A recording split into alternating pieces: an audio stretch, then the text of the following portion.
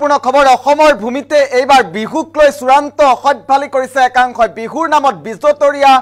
নৃত্য প্ৰদৰ্শন কৰিছে বিহুৰ মঞ্চতে বহাগৰ বতৰতে বিহুৰ নামত কোনে চূড়ান্ত অসভ্যালি কৰিছে ক'ত সংঘটিত হৈছে এই সমগ্ৰ ঘটনা এই মুহূৰ্তত জনোৱাৰ চেষ্টা কৰিম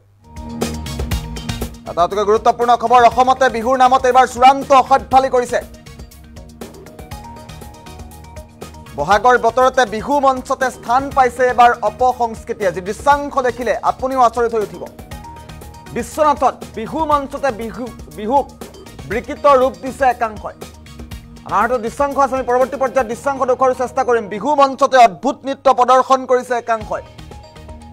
আৰু বিশ্বনাথত সংঘটিত হৈছে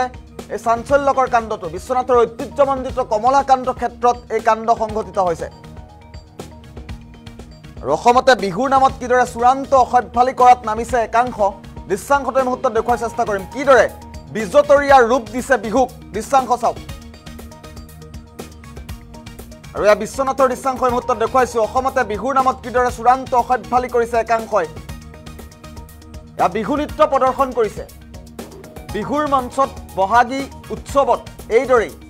কমলাকান্ত ঐতিহ্যমণ্ডিত ক্ষেত্ৰত এয়া বিহু কি ৰূপ দিছে একাংশই দৃশ্যাংশটো চাওক এবাৰ বিশ্বনাথৰ দৃশ্যাংশ বিশ্বনাথত এইদৰেই চূড়ান্ত অসভ্যালি অভদ্ৰামী কৰাত নামিছে একাংশ লোক আৰু তাৰ পাছতে ৰাজ্যজুৰি তীব্ৰ প্ৰতিক্ৰিয়াৰ সৃষ্টি হৈছে আমি এম্বিয়েন্সৰ সহায়ত দেখুৱাৰ চেষ্টা কৰিম তাৰ পিছত কেনেধৰণৰ প্ৰতিক্ৰিয়া ব্যক্ত কৰিছে আয়োজক সমিতি কিদৰে উভতি ধৰিছে স্থানীয় ৰাইজে বীৰ লাচিত সেনাগৈ উপস্থিত হৈছে ঘটনাস্থলীত আমি এম্বিয়েন্স দিছো এই মুহূৰ্তত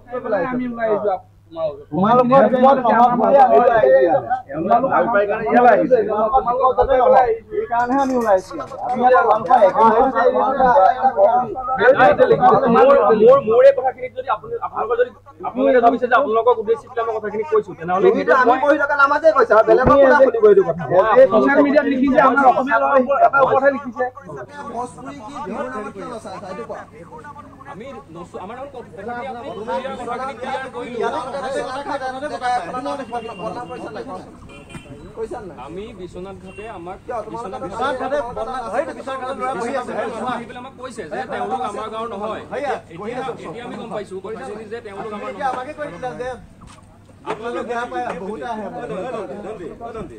বিশ্বনাথৰ দৃশ্যাংশ এই মুহূৰ্তত দেখুৱাইছো বিশ্বনাথত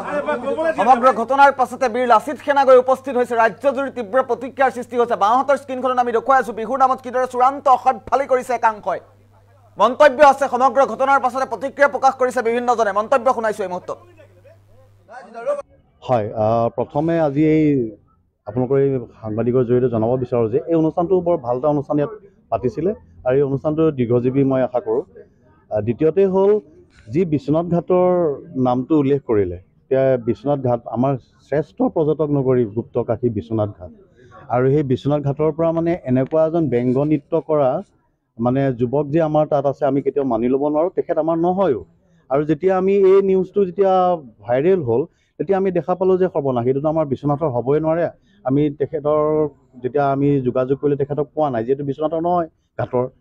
তাৰপিছত আমি কমিটিক আপত্তি কৰিলোঁ যে এইটো কেনেকৈ হ'ব পাৰে আৰু আপোনালোকে বিশ্বনাথ ঘাটৰ নামটো কিয় উল্লেখ কৰিলে তেখেতসকলে আমাক বহু কিবা কিবি দেখুৱালে কিন্তু তথ্য সহকাৰে তেখেতসকলে বিশ্বনাথ ঘাটৰ সেইজন যুৱক হয় বুলি আমাক ক'ব নোৱাৰিলে পৰৱৰ্তীত আমাৰ এই আলোচনা হ'ল হোৱাৰ পাছত তেখেতসকলে আমাক ক'লে যে তেখেত আমাৰ বিশ্বনাথ ঘাটৰ আপোনালোকৰ নহয় আমাৰ ভুলবশতঃ বিশ্বনাথ ঘাটৰ নামটো কৈ তেখেতে পৰিচয় দি তেওঁ নৃত্য কৰিছিল তাৰ বাবে আমি আপোনালোকৰ ওচৰত ক্ষমা প্ৰাৰ্থী বুলি জনাইছে তেতিয়া আমি আকৌ ছেটিছফাই নহয় কিয় যে কমিটিখনে প্ৰথমে গোটেই অল অসম বা বিভিন্ন জেগাত চবেই গম পালে বিশ্বনাথ ঘাটৰ এজন ল'ৰাই নাচিছিল বুলি সেইটোক লৈ আমি অসুবিধা পাইছিলোঁ কাৰণ তেওঁ কোনোবা প্ৰেচিডেণ্টেই হওক বা সম্পাদকেই হওক আমাক যেতিয়া সুকীয়াকৈ ধৰক ক'ব যে ক্ষমা কৰি দিব বুলি আমিতো সুকীয়াকৈ মানি ল'ম কিন্তু বিশ্বনাথ ঘাটৰ ৰাইজে মানি ল'ব অলপতে আপোনালোকৰ আগত এই অনুষ্ঠানৰ